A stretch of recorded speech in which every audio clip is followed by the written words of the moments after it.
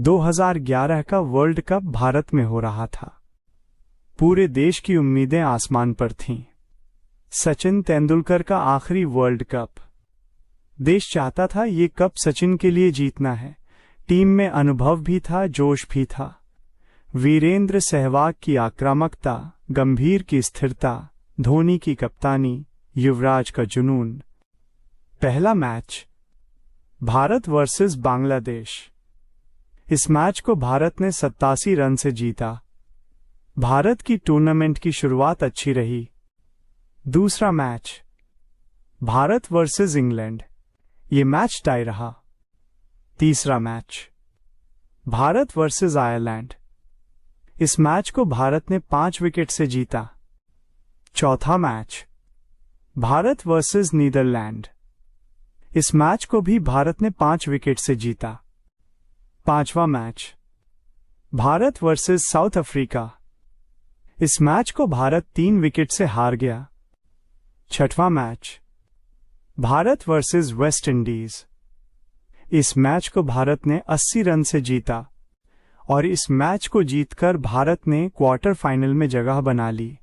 अब भारत का मुकाबला था उस दौर की सबसे खतरनाक टीमों में से एक ऑस्ट्रेलिया के साथ। लेकिन इस मैच को भारतीय टीम ने 5 विकेट से जीत लिया और अपनी जगह सेमीफाइनल में पक्की कर ली। हर मैच के साथ भारत का आत्मविश्वास बढ़ता गया। अब समय था सेमीफाइनल मुकाबले का, जो था भारत की सबसे बड़ी राइवल टीम पाकिस्तान से। Semifinal match Bharat versus Pakistan.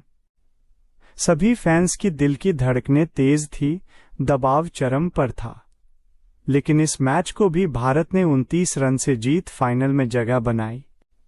अब भारत चैंपियन बनने से बस एक कदम दूर था, लेकिन ये दूरी मीलों बराबर लग रही थी, क्योंकि सामने जो टीम थी वो इस टूर्नामेंट की सबसे सफल टीम थी, श्रीलंका। 2 अप्रैल 2011। जगह वानखेड़े स्टेडियम, मुंबई। वानखेड़े स्टेडियम रोशनी से जगमगा रहा था, लेकिन असली रोशनी मैदान में नहीं, हर भारतीय की आंखों में थी।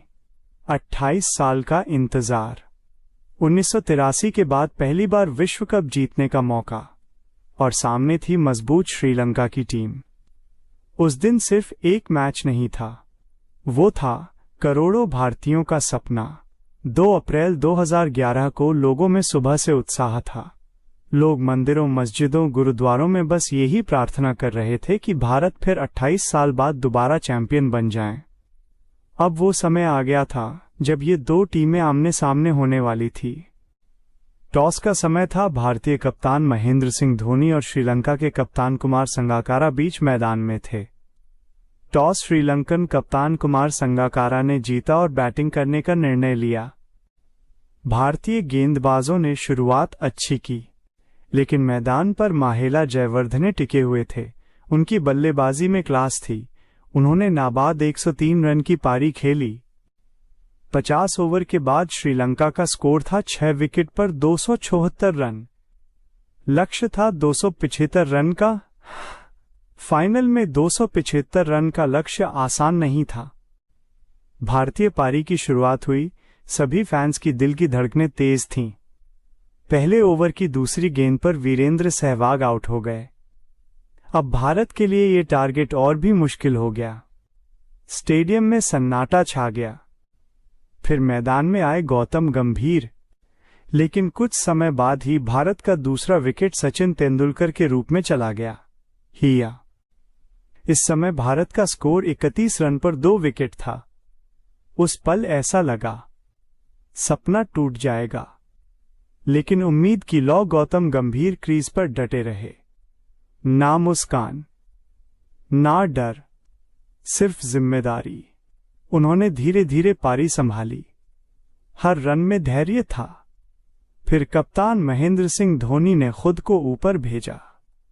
सब हैरान थे, युवराज क्यों नहीं, लेकिन धोनी जानते थे ये वक्त जिम्मेदारी लेने का है।